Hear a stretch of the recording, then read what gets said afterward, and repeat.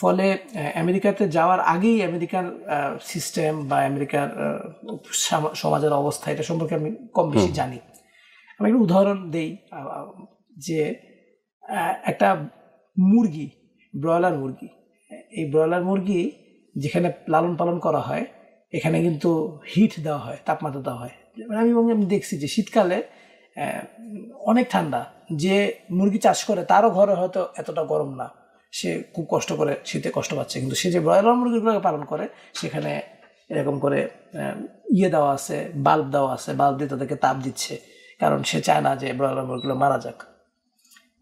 আমেরিকার কথা আমি বলি, যদি আমি আমেরিকাতে গেছি, অন্য দেশগুলো কম বেশি হতে একই হবে। আমি যেটা বুঝি যে এখানে সিস্টেমটা হচ্ছে এরকম খুব বিউটিফুল একটা সিস্টেম, যেন ওই সিস্টেমের ভিতরে যারা ঢুকবে তারা যেন বেঁচে থাকতে পারে, তারা যেন ভালো ফিল করে, তারা যেন ভালো প্রডিউস করে। কেন? কারণ তাহলে তাদের যে ওয়ার্ল্ড ভিউ, তাদের যে ওয়ার্ল্ড অর্ডার, সেই ওয়ার্ল্ড অর্ডারটা টিকে থাকবে। তো ফলে আমি কি আসলে ব্রয়লার মুরগি, আমি এখানে লাইট দেখে ওয়াও, হ্যাঁ এখানে ফ্যান ঘুরতেছে ওয়াও, এই জিনিসটা আমার আসলে ওই বুঝটা আমার আগেই হয়েছিল।